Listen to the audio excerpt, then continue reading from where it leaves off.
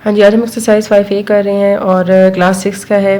ठीक है, चैप्टर का नाम हमारे पास है इंटीजर्स और बुक का नाम हमारे पास है न्यू काउंटडाउन मैथ और ऑक्सफोर्ड का ये कोर्स है। ठीक है, क्वेश्चन नंबर 1 इसका हमारे पास है कि arrange the following integers in increasing order. ठीक है, हमारे पास कुछ इंटीजर्स मौजूद हैं और हमने उनको इंक्रीजिंग फॉर्म में लिखना है। सबसे पहले तो आपको ये पता होना चाहिए कि इंटीजर्स होते क्या हैं। ठीक है, इंटीजर्स क्या होते हैं? ये बेसिकली एक सेट होता है जिसको हम Z से डिनोट करते हैं और इसमें जो होते हैं पॉजिटिव वाले भी आते हैं, ज़ीरो भी आता है और नेगेटिव नंबर भी आते हैं, मतलब 0 +-1 +-2 अप टू सो ऑन। ठीक है, ये होते हैं इंटीजर्स। अब हमने क्या करना है, हमारे पास कुछ इंटीजर्स गिवन होंगे, उनको हमने इंक्रीजिंग ऑर्डर में लिखना है। इंक्रीजिंग का क्या मतलब है? असेंडिंग ऑर्डर में हमने इसको लिखना है। ठीक है, अब यहाँ पर हम लोग क्या करेंगे, असेंडिंग का क्या मतलब होता है? छोटे से बड़ा, यानी कि स्मॉल टू लार्ज, छोटे से बड़ा में लिखना है हमने। ठीक है, अब यहाँ पर देखें कि यहाँ पर मिक्स है, यानी कि पॉजिटिव इंटीजर्स भी हैं और नेगेटिव भी हैं। अब हमें पता कैसे चलेगा कि कौन से जो इंटीजर्स हैं वो छोटे हैं और कौन से बड़े हैं? अच्छा, अब जितने भी नेगेटिव वैल्यूज होती हैं वो हमारे पास छोटी होती हैं। ठीक है, मैं यहाँ लिख देती हूँ माइनस, नेगेटिव जो वैल्यूज होती हैं वो स्मॉल होती हैं। ठीक है, और जो पॉजिटिव वैल्यूज होती हैं वो लार्ज होती हैं, लेकिन हमने असेंडिंग लिखना है, यानी छोटे से बड़ा लिखना है। अच्छा, अब हमें ये तो पता चल गया, तो जितनी भी नेगेटिव वैल्यूज हैं वो हमारे पास छोटी हैं। अब ये -5 और -2, इन दोनों में से कौन सी छोटी है ये हमने देखनी है। तो यहाँ पर -5 है और यहाँ पे -2 है। जो वैल्यू जितनी बड़ी होगी, अगर उसके साथ नेगेटिव साइन लग जाता है तो वो छोटी हो जाती है। ठीक है, 5 और 2 में से 5 बड़ा है, लेकिन इसके साथ माइनस है, तो ये जो 5 है वो सबसे छोटा हो गया है। ठीक है, हम लिखते हैं -5, ये छोटा है, इसके बाद -2, इसके बाद 1 और इसके बाद 3। ठीक है, हाँ जी। अब इसका क्वेश्चन नंबर 1 का पार्ट 2 हमारे पास है -1, -8, -7 एंड -2। अब यहाँ पर सारी वैल्यूज क्या है? नेगेटिव है। अब हमने यहाँ पे देखना है कि सबसे छोटी वैल्यू कौन सी है।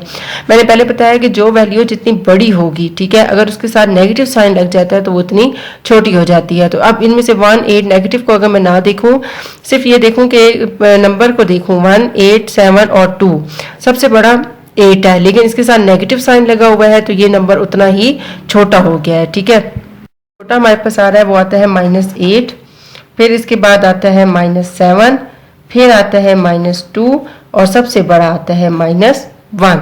ठीक है, हाँ जी। अब इसका थर्ड पार्ट हम लोग करते हैं, जो कि हमारे पास क्या है? -2, -4, 0 और 2। हाँ जी, अब यहाँ पे देखें तो ये नेगेटिव और पॉजिटिव दोनों वैल्यूज़ हैं। अब इनमें से हमें यहाँ पता करना है कि सबसे छोटी वैल्यू कौन सी है। जितनी भी नेगेटिव वैल्यूज़ होती हैं वो स्मॉल होती हैं। तो अब 2 और 4, -2 और -4 ये छोटी वैल्यूज़ हैं, लेकिन इन दोनों में से कौन सा छोटा है? इसके लिए हमने ये देखना होगा कि 2 बड़ा है या 4 बड़ा है। 4 बड़ा है और उसके साथ नेगेटिव साइन है, तो ये हो गया छोटा। ठीक है, ये हो गया स्मॉलर नंबर है। ठीक है, तो हम लिखेंगे -4, फिर इससे जो बड़ा है -2 है, -2 से बड़ा 0 और सबसे बड़ा 2 आ जाता है। ठीक है, इस तरीके से आपने क्या करना है कि इंटीजर हमारे पास गिवन होंगे और उनको हमने इंक्रीजिंग ऑर्डर में लिखना है। तो ये हमने इंक्रीजिंग ऑर्डर में लिखा है। इंक्रीजिंग का क्या मतलब है? यानी कि असेंडिंग फॉर्म में लिखना है। ठीक है, हाँ जी। अब हम इसका क्वेश्चन नंबर 2 सॉल्व करेंगे। ठीक है, और ये बहुत ही इंपॉर्टेंट क्वेश्चन है, इसको बहुत ही केयरफुली आप लोग ने देखना है कि आपने कैसे इसको सॉल्व करना है। ठीक है, और इसको सॉल्व करने से पहले अगर आप मेरे चैनल पे नए हैं और अभी तक मेरे चैनल को लाइक और सब्सक्राइब नहीं किया तो काइंडली मेरे चैनल को लाइक और सब्सक्राइब करते हैं, और अगर आपको मेरी वीडियोज़ अच्छी लग रही हैं तो अपने फ्रेंड और फैमिली के साथ ज़्यादा से ज़्यादा शेयर करें और मुझे सपोर्ट करें। ठीक है, और कमेंट मुझे ज़रूर दीजिएगा कि आपको मेरी वीडियोज़ कैसी लग रही हैं। हाँ जी, क्वेश्चन नंबर 2 इसका है कि राइट द नेक्स्ट 3 इंटीजर्स। हमने क्या करना है कि नेक्स्ट 3 इंटीजर्स लिखने हैं, यानी 3 अगले नंबर लिखने हैं each of the following sequence. कुछ आपके पास सीक्वेंस गिवन है, आपने बताने हैं कि इनकी अगली टर्म कौन सी है। 3 टर्म्स आपने बतानी है। ठीक है, अब इसके लिए ट्रिक हमारे पास क्या होती है कि आपके पास जितनी होंगी उनके आपने डिफरेंस निकाल लेने हैं। डिफरेंस निकाल के देखना है कि उनका क्या डिफरेंस सबका बराबर आ रहा है। बराबर आ रहा है तो फिर मैं आपको बताती हूँ कि आगे हमने क्या करना है। अब हम इसको चेक करते हैं। ठीक है, ये मैं रफ में सारा काम करूँगी।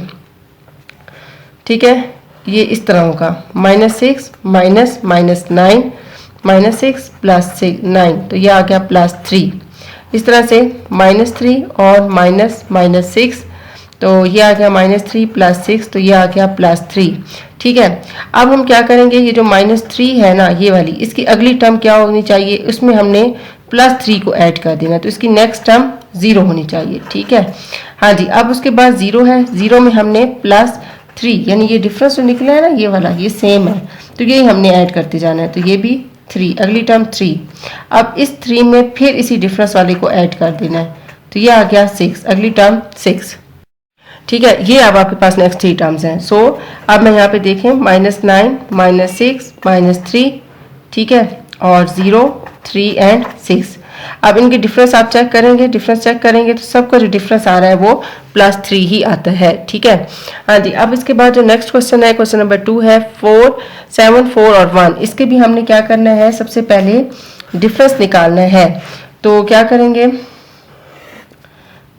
4 में से 7 को सब्ट्रैक्ट करेंगे, ठीक है, 1 2 3 -3, 1 -4 -3, दोनों का डिफरेंस कितना आया है, -3 आया है। इसका मतलब है ये जो 1 है इसमें -3 को हमने ऐड कर दिया, तो ये आ गया -2, अगली टर्म इसकी -2 आ गई, ठीक है। अब इस -2 में -3 को फिर ऐड किया, अगली टर्म आ गई -5, ठीक है। फिर -5 में -2 को फिर ऐड किया तो अगली टर्म आ गई -7। हाँ जी, तो इसका सीक्वेंस कौन सा बनता है, 7 4 1 -2 -5 -7, ठीक है।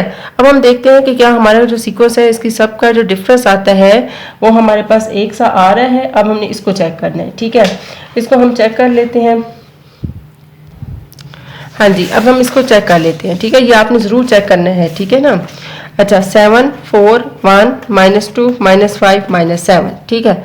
अब देखें 4 -7 करते हैं, 4 -7 -3, फिर इसको कर लेते हैं, सॉरी इसको पहले करते हैं, 1 -4 -3 -2 -1 -3, फिर -5 -2 -5 माइनस आ गया +2, तो ये -3 आ गया, ठीक है। फिर आ जाता है -7 -5 -7 +5, तो ये आ गया 7 में से 5 1 2। यहाँ पे देखें कि इसका डिफरेंस -2 आता है, इसका मतलब है ये जो हमारे पास सीक्वेंस की ये टर्म है ना इसमें कोई मिस्टेक है, ठीक है। अब हम इसको दोबारा चेक करते हैं, देखिए -5 यहाँ पे मैंने 2 लिखा था लेकिन इसका डिफरेंस -3 है तो मैं -3 लिखूंगी, ठीक है। -5 -3 तो -8 आ जाएगा। अब यहाँ पर जो सीक्वेंस की टर्म बन गई वो आ गई 8। अब हम 8 के लिहाज से इसको देखते हैं, यहाँ पे 8 आ गया, 8, ठीक है। अब देखें 5 6 7 8, तो ये इसका आंसर -3 है। इसका मतलब है कि ये जो सीक्वेंस हमारे पास बना है वो एक्यूरेट है। नेक्स्ट हमारे पास है 2 7 एंड 12, इसका निकाल लेते हैं, ठीक है। सबसे पहले इसका भी डिफरेंस निकालते हैं, ठीक है। 7 -2, 7 में से 2, तो ये आ गया 5, ऐसे। फिर 12 में से 7 को निकालते हैं, 7 8 9 10 11 12, ये भी आ गया 5, ठीक है। अब अगली टर्म है 12, 12 में हमने क्या करना है, 5 को ऐड कर देना है, तो ये आ गया 17, ठीक है। फिर 17 में 5 को ऐड कर देना है, 7 8 9 10 11 12 और 22, ठीक है। फिर हमने क्या करना है, 22 में इसी 5 को ऐड कर देना है, 7, तो ये आ गया 27। सो सीक्वेंस कौन सा बना, 2 7 12 17 22 एंड 27। अब हम इसको भी चेक कर लेते हैं, ठीक है, कैसे है, 2 7 12 17 22 एंड 27, इन सब के निकाल लेते हैं डिफरेंस, ठीक है। डिफरेंस कैसे निकालना है हमने, कि इनका देखना है कि क्या तीनों का जो आंसर आता है वो आपका एक ही जैसा आ रहा है। 7 में से 2 को सब्ट्रैक्ट करते हैं, 7 में से 2 5, 12 में से 7 को 5, 17 में से 12 को 12 13 14 15 16 17 5, फिर 22 में से 17 को 17 18 19 20 21 22, ये भी 5, फिर लास्ट आ जाता है 27 में से 22 को, तो ये आ जाता है 5। सबका डिफरेंस हमारे पास क्या आया है, 5 आया है। इसका मतलब है कि ये जो हमारे पास सीक्वेंस की नेक्स्ट 3 टर्म्स थी ये एक्यूरेट आई हैं, ठीक है। तो आपने इस तरीके से इनको सॉल्व करना है। एक दफ़ा इनकी प्रैक्टिस ज़रूर कीजिएगा और मुझे ज़रूर बताइएगा कि आपको समझ आई है या नहीं आई, ठीक है। और जाने से पहले एक दफ़ा फिर रिक्वेस्ट है कि मेरे चैनल को लाइक और सब्सक्राइब ज़रूर कीजिएगा और शेयर करना मत भूलिएगा।